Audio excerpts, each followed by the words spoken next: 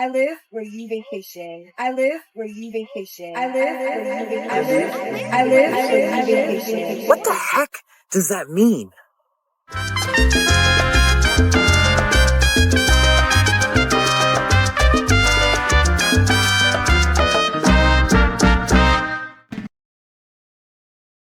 I live where you vacation.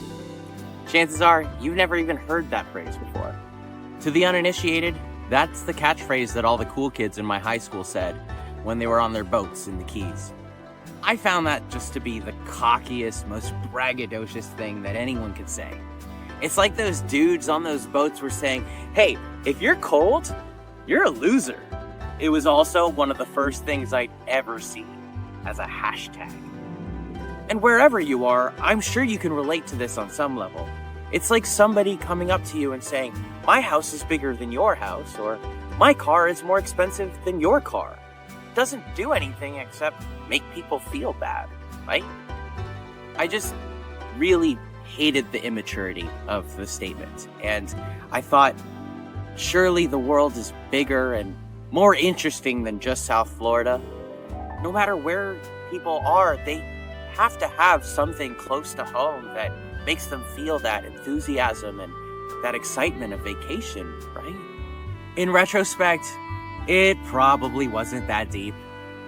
Young men say cocky things all the time, and the Jersey Shore Season 2 had just come out. It took place in Miami, and it made waves because people saw, oh, when it gets really, really cold in the Northeast, people want to come to Miami, and we got to see Miami clubs on TV, on MTV, at its peak. I mean, it was great. It was a great time, I can't lie. And, you know, there was a bit of that cocky edge within me, too. I can't get away from that. But at the time, I found the statement to be hurtful. I internalized those feelings of exclusion and rejection so much that I started to turn my sights to Boston and New York. Partly out of spite because they were cold and I thought therefore better.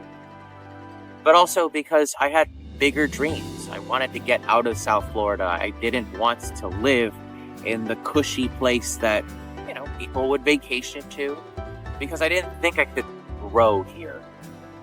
So in pursuit of that growth, my journey began.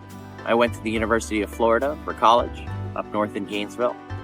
Then I got an internship in Chicago and ultimately a full-time offer to start my career in New York. Let me tell you, New York was amazing, albeit cruelly lonely and so expensive. So expensive. Now, the reality of summertime in New York is there are so many distractions, better than anywhere else in the world. You have free concerts in Prospect Park. You have free kayaking on the East River looking at the greatest skyline in the world. You've got unlimited parks where you can play basketball, which I love to do. You can have picnics with your friends. You can get lit in the park, in the sun. It's amazing. And of course, no summer is complete for a transplant in New York without a few Sundays day drinking in Williamsburg. What can I say? I was just as basic as anyone else. But none of that summer lovin' prepared me for what came next. See, throughout my life, I struggled with seasonal depression, specifically throughout the autumn.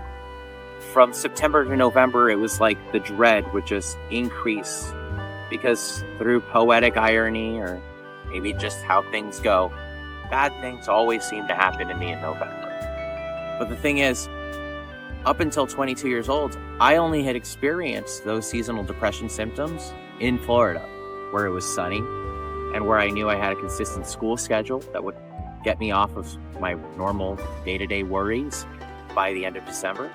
I also had Christmas, my birthday, a bunch of family birthdays to look forward to.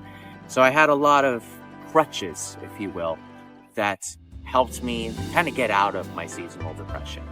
No one warned me that seasonal depression gets a lot worse. When the days get shorter, you get a lot less sun, a lot less vitamin D, fueling that happy hormone in your body.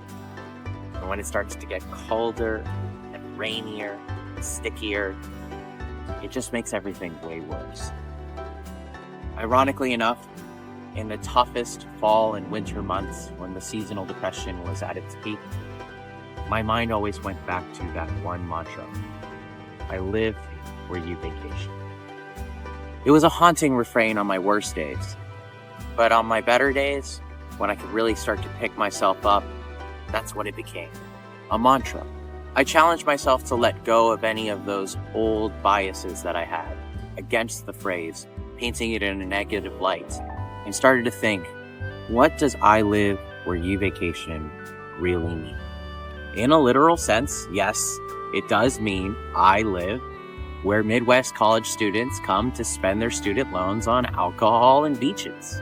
But what it means, most deeply, most humbly, is that I live in a place that people appreciate, and therefore I too appreciate it. Those days built character, perseverance, drive, and skills that I never would have learned in South Florida.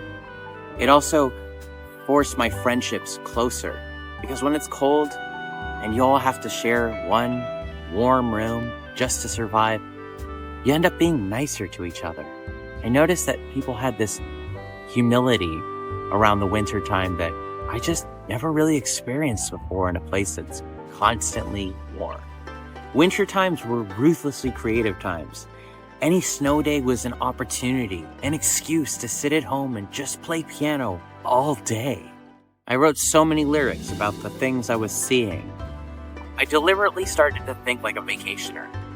Go where people that are vacationing in New York go to. So I went to Central Park. I went to Brooklyn Bridge at the Promenade. If you haven't seen the Brooklyn Bridge Promenade, it is gorgeous. Underrated, you must see. Heck, I lived in Sunset Park, which meant I had one of the best views accessible in the entire city. And it's so underrated, nobody knows about it. I made a decision to really, really live. I knew that I had to seize that time in New York, because if I ever moved, and I looked back and I saw that I didn't really, really live while I was in New York, I would regret it for the rest of my life. Unlike when I left South Florida the first time, I came back with a new understanding that everyone can say that they live where they vacation. Everyone can brag, I live where you vacation. Because that mantra is just a mentality. If you can appreciate where you are in life, wherever you are in life, with the same fervor and love and lust for life of somebody on vacation, then you are winning. Maybe you live in Wisconsin, where you have access to an orchard that would be the envy of anyone in the world that has nothing like it where they live. Or maybe you're in Alaska and you can go ice fishing and get this calm and peace that all of us phone-addicted people would be so jealous of. Or maybe you live in South Florida and your backyard is really that kitsch postcard that you send to your grandma in Canada once a year. But no matter where you are, remember to live with the appreciation and enthusiasm of someone taking a vacation to exactly where you're at. If you live with that, you'll always be a winner. To all of you, my vacationers, my call to action to you is this. Live where you vacation, today, tomorrow, and forever. I'll see you next week.